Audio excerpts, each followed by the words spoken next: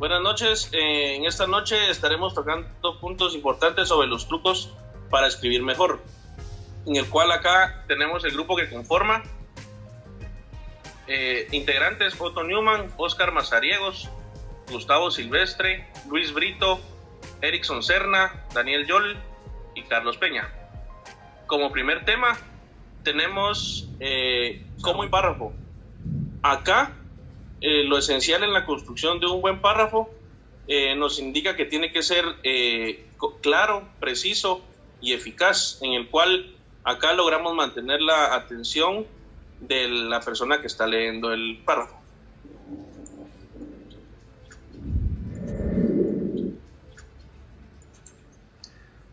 Como segundo tema tenemos lo que son las frases largas y cortas.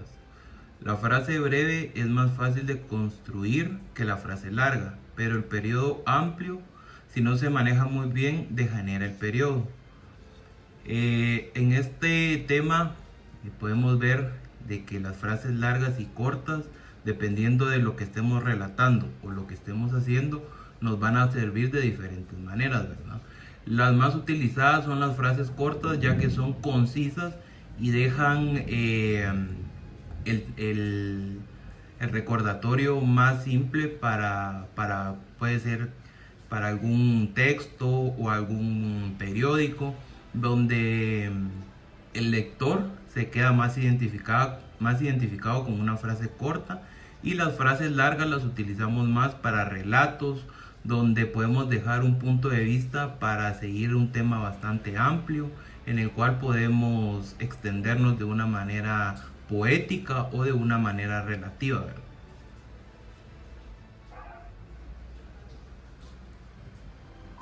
Como el tercer tema, podemos encontrar las ventajas de suprimir adverbios.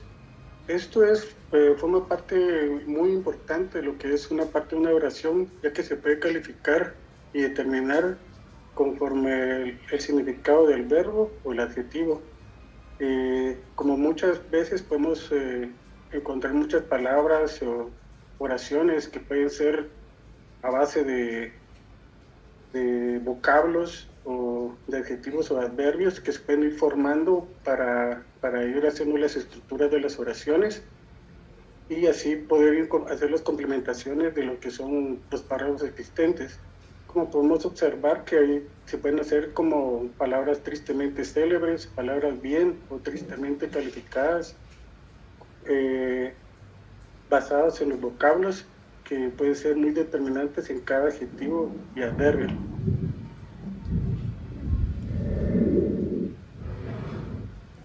¿Por qué eliminar conectores? Hay palabras que actúan como pegamento entre un párrafo y otro, o entre una frase y otra. Y estas palabras son de hecho, sin embargo, paralelamente, por otro lado, asimismo, con todo, aún así, en consecuencia, por ejemplo, en resumen, es decir, por eso, a pesar de ello, por otra parte y de otro modo. Estos conectores lo único que hacen es ampliar el texto, pero cuando los eliminamos nos damos cuenta que sin ellos el texto sigue siendo interesante para la persona, o en este caso para el lector. Cuando ampliamos mucho el texto, tendemos a perder la atención del lector. Por ende, se vuelve un tanto aburrido lo que se está leyendo. Por ejemplo, si uno dice esta palabra o este ejemplo, los jugadores perdieron porque no entrenaron como se debía. Por ejemplo, debían llegar a las 3 de la tarde. Si nosotros usamos esta frase con el conector, por ejemplo, estamos solamente alargando la frase, pero si se la quitamos y solo se pone, por ejemplo, decimos esto: los jugadores perdieron ya que no entrenaron como debían. La palabra, por ejemplo, no causa ninguna relevancia en el texto. Por eso es importante eliminar los conectores, tal y como lo indica esta presentación. Les voy a hablar un poco sobre barajar oraciones en los párrafos. Empezamos por explicar qué es un párrafo, ¿verdad? El párrafo está creado por varias oraciones para tener una estructura definida y coherente. Lo esencial es determinar la proposición inicial. Esta puede ser la oración que formamos en el apartado anterior, siempre y cuando resuma toda la claridad del punto medular. La forma correcta de realizar oraciones es colocando primero el sujeto, que el sujeto es en realidad quien lleva a cabo la acción en la oración. Lo acompañamos del verbo, que es quien expresa la acción, y el predicado, que forma junto al sujeto los aspectos básicos de la oración.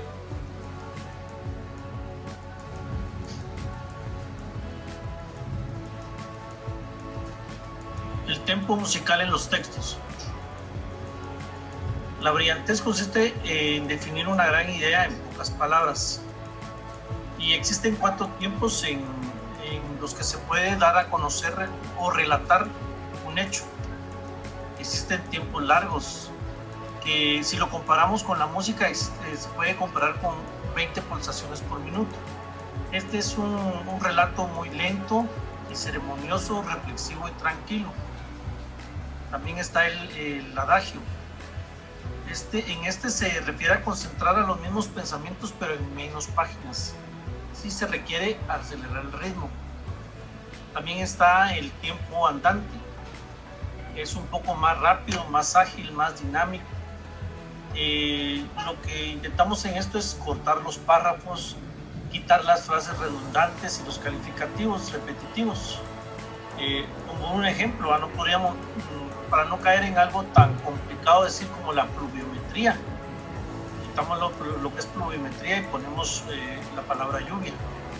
En este tiempo sí pasamos de las 100 pulsaciones por minuto. Luego viene el allegro.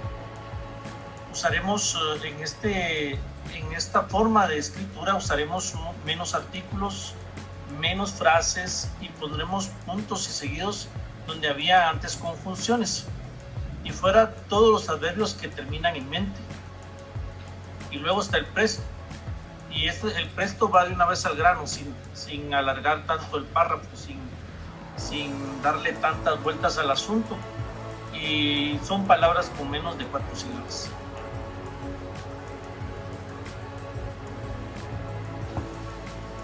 Por último, en nuestra presentación tenemos lo que es el punto de la voz activa y la voz pasiva.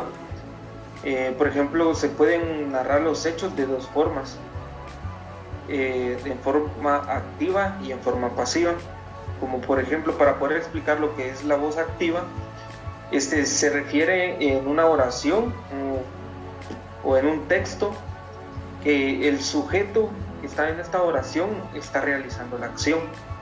Como por ejemplo, podemos ver ahí en la presentación, los niños rompieron el vidrio. Los niños son el sujeto y están realizando la acción sobre el vidrio, ¿verdad? Entonces rompieron es lo que es el verbo. Entonces también tenemos la voz pasiva. Normalmente pues la voz pasiva no la utilizamos en lo que es mucho en el idioma latino. Se puede ver más en lo que es en el idioma inglés. Pero en la voz pasiva el sujeto es el que recibe la acción. Y podemos ver en la presentación el ejemplo donde dice el vidrio fue roto por los niños. Entonces estamos poniendo como sujeto lo que es el vidrio, y el vidrio está recibiendo la acción, o sea que fue roto por los niños, ¿verdad? Porque el vidrio pues literalmente no se puede romper solo. Entonces este sería el último punto de nuestra presentación y gracias.